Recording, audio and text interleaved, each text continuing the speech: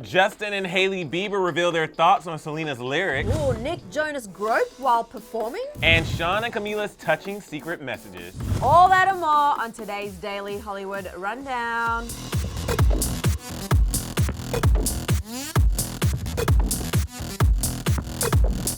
Happy Friday, guys! Welcome to today's episode of the Daily Hollywood Rundown. TGIF, Emile. I'm Sussan Morad. And I'm Emile Ennis Jr., and we're so happy you're here. While you're here, go ahead and click that subscribe button, click the bell, and leave a comment in the comment section below. We're going to highlight some of our favorite comments in You're So Clever today. Yeah. We have a lot of tea and drama and stuff to get into. I guess we should kick it off with Felicity Huffman. Okay, so we've been talking about the college admission scandal for a while, and Felicity Huffman actually went to prison 11 days ago to start her 14-day sentence. So we were shocked when we found out that she's been released early. When Felicity started her sentence 11 days ago, People magazine got an exclusive statement from Felicity's rep that said, Ms. Huffman is prepared to serve the term of imprisonment Judge Talwani ordered as one part of the punishment she imposed for Ms. Huffman's actions.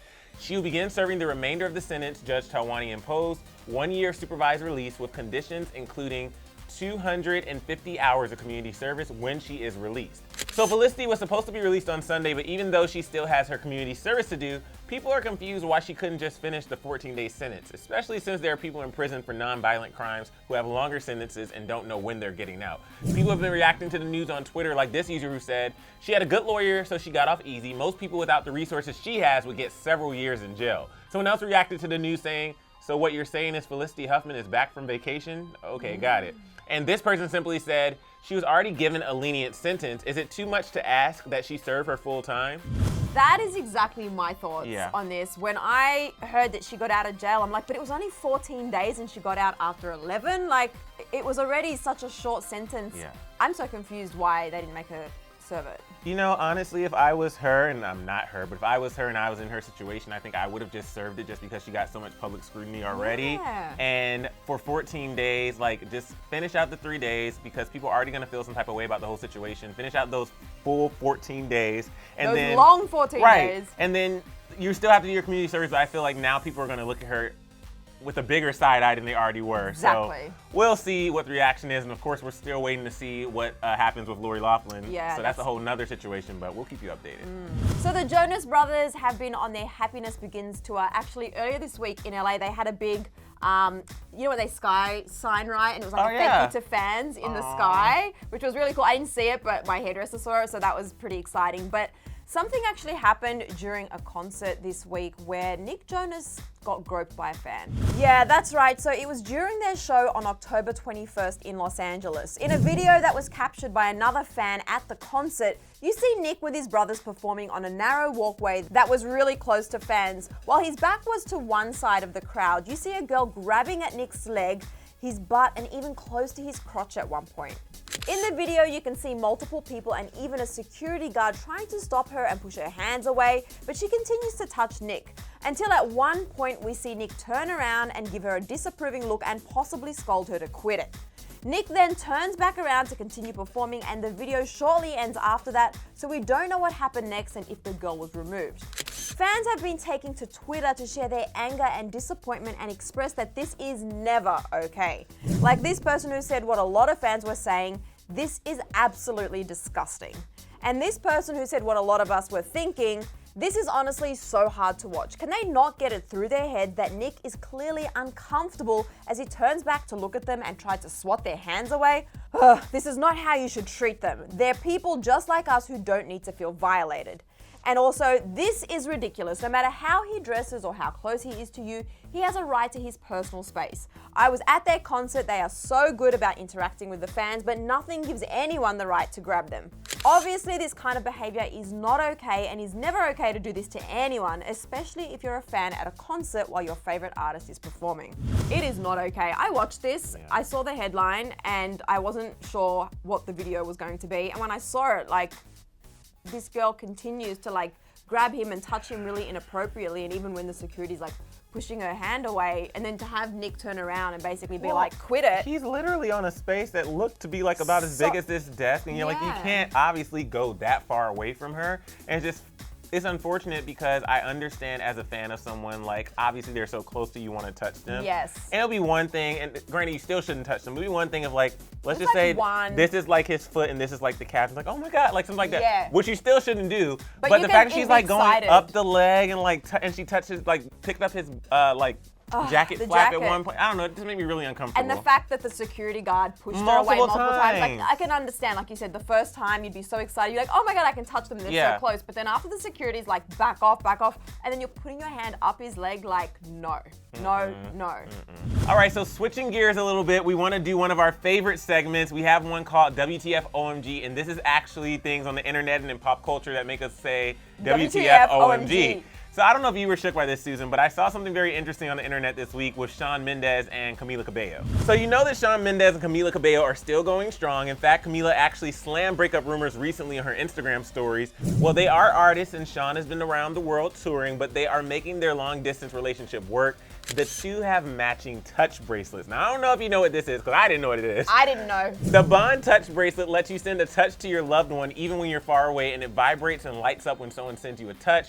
Eagle-eyed fans noticed that the two were wearing matching touch bracelets and collectively freaked out this week. One fan tweeted, "The bracelet is real, so stop haters. Shamila is real, no PR." Another fan said, "Shawn and Camila have these longing bracelets, meaning when you miss someone, you squeeze the bracelet and the other person feels vibration, knowing you miss them a lot." Susan, I've never heard of this, but I really want one. It's I so was cute. actually like, it's such a cute concept and such a cute idea, but honestly, I'd be like not getting any work done and just being Right, just like touching, but it all also day. I feel like I would need things for like different people, like my boyfriend, yeah, my mom, your dad, your sister. Like, yeah, I actually thought it was a really cute. It's a Yeah. super cute idea, super cute bracelet. I was like, I want one of these. Or we can just get one for each other. Oh. Okay, so another one of our segments that we love that we tease at the top of the show is You're So Clever. Throughout the whole week, we're looking at your comments. We read every single comment. We're seeing like what you're saying. So these are some of our favorite comments from the week, starting with Rahman Samad, who says, "Shout out here in the Philippines. I always watch your Hollywood news. Love ya."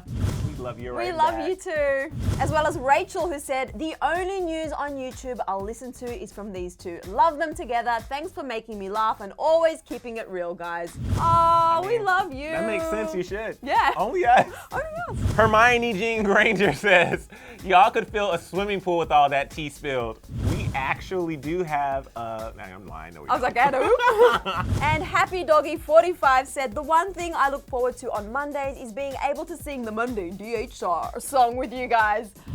Yes, you know what? We get a lot of people leaving those kind of comments, and it makes me so happy. Oh, Mondays. I've got to start singing it, but we can't. No, we're on Friday We're right on Friday. now. Jake King says, "Can we just agree that the Clevver News team is amazing?" I completely agree with that. Hands down. And Naomi Nicole said, "Me, doing my Clevver News every minute. New post. Sorry to interrupt you trying to get your work done, but you know, we're here to deliver the tea." That's what we do. All right, so we're officially dubbing this week Selena Gomez Week because she is basically killed it this week. She's released 2 killer tracks, and I mean, she's the gift that keeps on giving. But this week has also brought Justin and Hailey Bieber back into the spotlight because a lot of the lyrics in the 2 songs she's released seem to be about her past relationship with Justin Bieber. And we've been wondering, I wonder what Justin and Hailey think about the song lyrics, and now we know. That's right, like we said, it's been a huge week in Selena's world, but also the triangle of Selena, Justin, and Hailey. We won't get into all the details, but as a quick recap, Selena dropped Lose You to Love Me and Look at Her Now, both incredible tracks that seem to have lyrics written about the difficult relationship Selena and Justin had. The internet has been a buzz this week about the lyrics, and in particular, when Selena sings about Justin moving on so fast, replacing her in 2 months with Hailey. As you know, a lot of fans thought Hailey posted a cryptic screen grab of Summer Walker's I'll Kill You literally minutes after Selena's first track dropped, but she shut down rumors it was directed at Sel by leaving a comment online saying, "That's nonsense and BS." Then Selena did an Instagram live after Look at Her Now dropped and told fans she didn't stand for women tearing other women down and that she wanted her fans to be kind and not rude to anyone, which many understood was in response to all the hate Hailey was getting.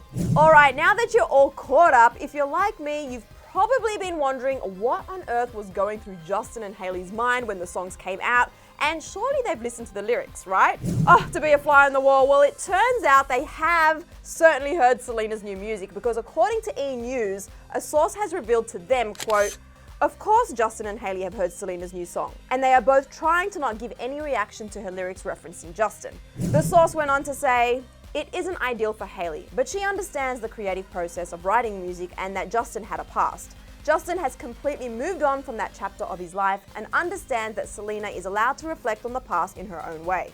Justin and Hailey both want Selena to be happy and in a good place and aren't fazed by it." Interesting. Well, it sounds like a very mature way of dealing with all of the attention of it all. And do you know what else is interesting? Selena's friend Raquel Stevens posted a picture of herself, Selena, Ashley Cook, and Courtney Lopez celebrating Selena's successful new music release week just yesterday, and guess who liked it? Hailey Bieber. So could this mean Hailey is cool with it all and her and Selena are on good terms now from her perspective? It's difficult to say, but it's definitely a nice thing if Hailey is happy for Selena's successful week, even if it has meant some hiccups for her. I loved finding out, well, according to sources anyway, what Justin and Hailey have been thinking. I think there's probably a lot more to it.